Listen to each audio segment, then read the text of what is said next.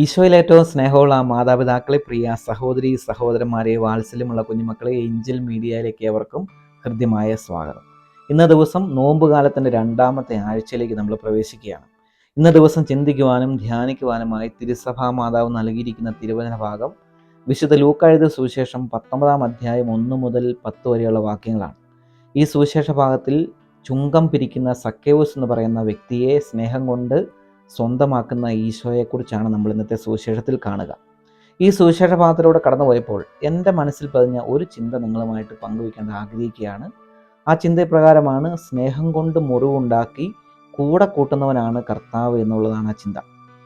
നമുക്കറിയാം 1989 കാലഘട്ടങ്ങളിൽ IV ശശി, ലോഹിതദാസ്, മമ്മൂട്ടി കൂട്ടുകെട്ടിൽ നിർമ്മിക്കപ്പെട്ട ഒരു മനോഹരമായ ചിത്രമാണ് മൃഗയ. ഒരു ഗ്രാമത്തിലെ ആളുകൾ സന്തോഷത്തോടെ ജീവിക്കുന്നു. ആ നാട്ടിലെ ആളുകളെ അസ്വസ്ഥതപ്പെടുത്തിക്കൊണ്ടൊരു പുലി കടന്നു വരുന്നു. ആ നാട്ടിലുള്ള ആളുകളുടെ വളർത്തുമൃഗങ്ങളെല്ലാം പുലി ആക്രമിക്കുന്നു. പുലിയെക്കുറിച്ചുള്ള ഭീതിയാൽ പുറത്തിറങ്ങാൻ കഴിയാതിരിക്കുന്ന ആ ഗ്രാമത്തിലെ ആളുകളുടെ നിസ്സഹായാവസ്ഥ കണ്ടുകൊണ്ട് ആ നാട്ടിലെ ഒരു വൈദികൻ ആ നാട്ടിലുള്ള ആളുകളെല്ലാം കൂട്ടി പുലിയെ കൊല്ലാനായിട്ട് ഒരാളെ അന്വേഷിക്കുകയാണ്. അങ്ങനെ ദൂരദേശത്തു നിന്നും ഈ വാർത്ത കേട്ട് അവിടേക്ക് കടന്നു വരുന്ന ഒരു വ്യക്തി, അദ്ദേഹത്തെ കാണാനായിട്ട് സൗന്ദര്യമില്ല, അദ്ദേഹത്തിന് ഇല്ലാത്ത കുറ്റങ്ങളില്ല. അദ്ദേഹം മോഷ്ടിക്കും, അതുപോലെ തന്നെ കള്ളു കുടിക്കും, അതുപോലെ തന്നെ സ്ത്രീകളെ കുളിക്കടവിൽ ഒളിഞ്ഞു നോക്കും. അത്തരത്തിലുള്ള എല്ലാവിധ ദുശീലങ്ങളുമുള്ള ഒരു വ്യക്തി ആ നാട്ടിലേക്ക് കടന്നു വരികയാണ്. എന്നാൽ അദ്ദേഹം പ്രഗത്ഭനാണ് എന്ന് മനസ്സിലാകുന്ന രീതിയിലുള്ള കാര്യങ്ങൾ ആ സിനിമയിൽ തന്നെ അദ്ദേഹത്തിൻ്റെ വരവോടുകൂടി അദ്ദേഹം അറിയിക്കുന്നതായിട്ട് കാണുന്നുണ്ട്. അപ്പോൾ അങ്ങനെ അദ്ദേഹത്തിൻ്റെ കഴിവിൽ ആർക്കും സംശയമില്ല, അദ്ദേഹം വളരെ പ്രഗത്ഭനാണ്. പക്ഷേ അദ്ദേഹത്തിൻ്റെ ഈ ദുശീലങ്ങൾ ഈ പറഞ്ഞ ആ നാട്ടിലുള്ള ആളുകൾക്ക് പിന്നീട് ഒരു തലവേദനയായിട്ട് മാറുകയാണ്.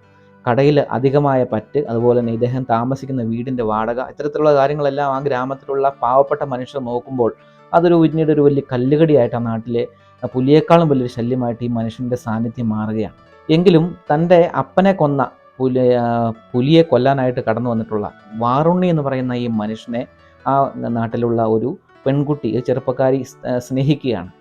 എന്നാൽ വാറുണ്ണിയുടെ മനസ്സിൽ അദ്ദേഹത്തിന് ആ സ്ത്രീയോടൊരു സ്നേഹമൊന്നുമില്ല, മറിച്ച് ഒരു സ്നേഹം മാത്രം, ഒരു സൗഹൃദം മാത്രം, ഒരു അപ്പൻ മകൾ ബന്ധം മാത്രം.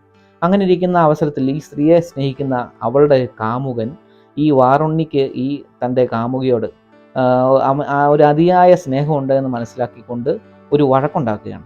അങ്ങനെ യാദൃശികമായിട്ട് നീ നിൻ്റെ പണി നോക്കട ചെറുക്ക എന്നുള്ള രീതിയിൽ സംസാരിച്ചുകൊണ്ട് ഈ വാറുണ്ണി, അദ്ദേഹം നല്ല ആരോഗ്യമുള്ള ആളാണ്, ഈ പറഞ്ഞ കാമുകനായിട്ടുള്ളവനായിട്ടൊരു വഴക്കുണ്ടാക്കുകയും യാദൃശികമായിട്ട് അദ്ദേഹം മരിച്ചു പോവുകയും ചെയ്യുകയാണ്.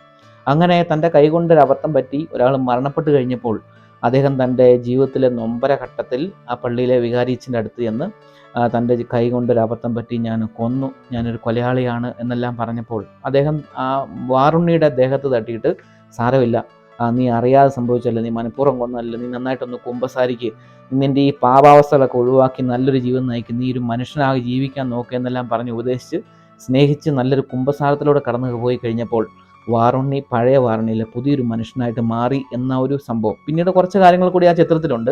എങ്കിലും ഞാനിത് പറഞ്ഞത് തൻ്റെ ജീവിതത്തിൻ്റെ നൊമ്പര ഘട്ടത്തിൽ തന്നെ ആശ്വസിപ്പിച്ച ആ മനുഷ്യൻ്റെ വാക്കുകൾ കേട്ട്, അതായത് ആ പള്ളിയിലെ വികാരിച്ചൻ തിലകനാണ് അതിൽ അഭിനയിച്ചിട്ടുള്ളത്.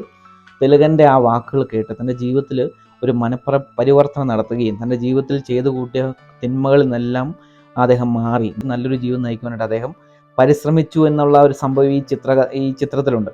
നമ്മളിപ്പോൾ പറഞ്ഞ സിനിമയിലെ പോലെ തന്നെ ആർക്കും ഇഷ്ടമില്ലാത്ത ഒരു ജീവിതം നയിക്കുന്ന ഒരു വ്യക്തിയായിരുന്നു സക്കേവൂസ്.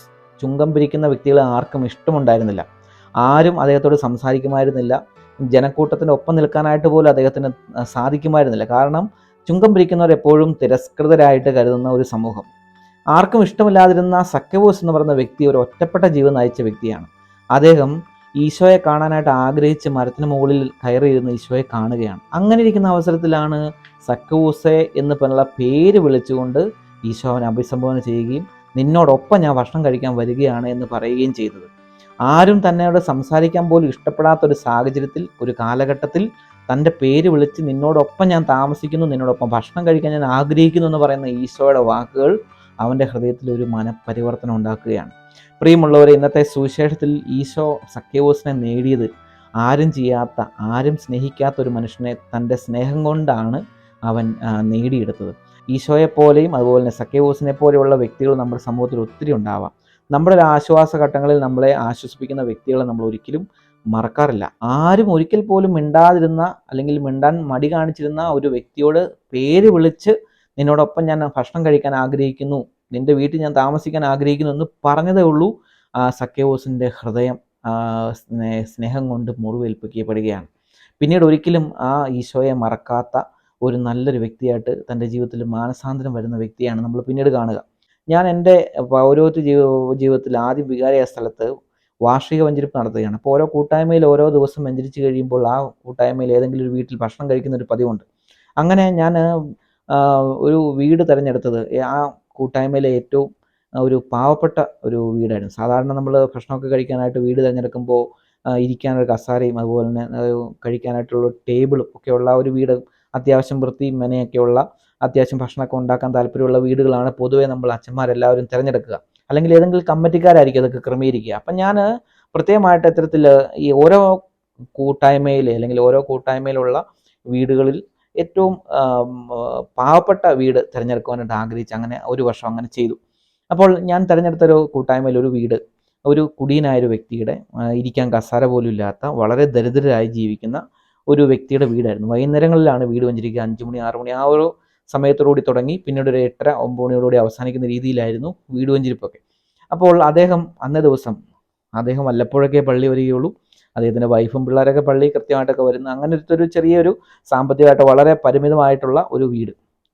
അങ്ങനെ ആ മനുഷ്യൻ അന്ന് ഞാൻ വീട്ടിൽ വരുന്നു, എന്നോടൊപ്പം കപ്പിയാരും അതുപോലെ തന്നെ കൈക്കാരന്മാരും ഒക്കെ ഉണ്ടെന്നറിഞ്ഞ് അദ്ദേഹം ഭയങ്കര സന്തോഷത്തോടു കൂടി അദ്ദേഹം അവിടുന്ന് കുറേ ദൂരെ യാത്ര ചെയ്ത് നല്ല പച്ചക്കപ്പയും അതുപോലെ തന്നെ കുറച്ച് മീനൊക്കെ വാങ്ങിച്ച് അതൊക്കെ വെച്ച് കറി വെച്ച് ഞങ്ങൾക്ക് വേണ്ടി ഇങ്ങനെ കാത്തിരുന്നു. അങ്ങനെ ഞങ്ങൾ ആ സമയത്ത് അവിടെ ചെന്നു, അദ്ദേഹത്തോടൊപ്പം ഭക്ഷണം കഴിച്ചു, പ്രാർത്ഥിച്ചു, അതുപോലെ തന്നെ വീട് വെഞ്ചരിച്ചു, കുറേ വർത്തമാനമൊക്കെ പറഞ്ഞ് തിരിച്ചു പോന്നു. വളരെ വളരെ സാധാരണമായിട്ട് വളരെ നോർമലായിട്ട് എല്ലാ കാര്യങ്ങളും ചെയ്ത് തിരിച്ചു വന്നു. പിന്നീട് അദ്ദേഹം എല്ലാ വർഷവും എന്നെ ഫോണിൽ ഇപ്പോഴും വിളിക്കുന്നു. അപ്പോൾ അദ്ദേഹത്തിൻ്റെ ഹൃദയത്തിൽ ഒരിക്കൽ പോലും അദ്ദേഹത്തിൻ്റെ വീട്ടിൽ ഒരു വൈദികനും പോയി ഭക്ഷണം കഴിച്ചിട്ടില്ല. അദ്ദേഹം പറയുന്നുണ്ട്, ആദ്യമായിട്ടാണ് എൻ്റെ വീട്ടിൽ ഒരു വൈദികൻ വന്ന് ഭക്ഷണം കഴിക്കുന്നത്. നമ്മൾ പ്രത്യേകിച്ച് ഒന്നും ചെയ്തില്ല, പക്ഷേ അദ്ദേഹത്തിൻ്റെ ഹൃദയത്തിൽ സ്നേഹം കൊണ്ട് മുറിവേൽപ്പിക്കപ്പെട്ടു എന്നുള്ളതാണ്. പ്രിയമുള്ളവർ, ഇതെൻ്റെ ജീവിതത്തിലെ ചെറിയൊരു അനുഭവം. ഇത്തരത്തിൽ ആരും മിണ്ടാതിരിക്കുന്ന, ആരുമായിട്ടൊരു സൗഹൃദം കിട്ടാതിരിക്കുന്ന എത്രയോ ആളുകൾ നമ്മുടെ ചുറ്റുപാടുകളുണ്ട്. അപ്പോൾ ഈശോ സ്നേഹം കൊണ്ട് മുറിവേൽപ്പിച്ച ഒരാളെ നേടിയെടുക്കുന്നത് പോലെ നമ്മളും മറ്റുള്ളവരെ, ആരും സ്നേഹിക്കാത്തവർ, കുറവുകളുള്ളവർ, പോരായ്മകളുള്ളവരെയൊക്കെ സ്നേഹിക്കുവാനും അതുപോലെ തന്നെ അവരോട് സംസാരിക്കുവാനും കൂട്ടുകൂടാനൊക്കെ ഉള്ള നല്ലൊരു അവസരം കൂടെയാണ് ഈ നോമ്പുകാലം നമ്മുടെ മുമ്പിൽ പങ്കുവയ്ക്കുക. അപ്പോൾ അതുകൊണ്ട് പ്രിയമുള്ളവരെ, ഈ നോമ്പിൽ നമ്മൾ ധ്യാനിച്ചെടുക്കേണ്ട ഒരു ചിന്ത, സ്നേഹം കൊണ്ട് മറ്റുള്ളവരെ മുറിവേൽപ്പിക്കുവാനായിട്ട് ഈ നോമ്പുകാലത്തിൽ നമ്മൾ പരിശ്രമിക്കണം എന്നുള്ളതാണ്. എല്ലാവർക്കും നല്ലൊരു ദിവസം ആശംസിക്കുന്നു. ഈശോ മിശിഹായ്ക്ക് സ്തുതിയായിരിക്കട്ടെ.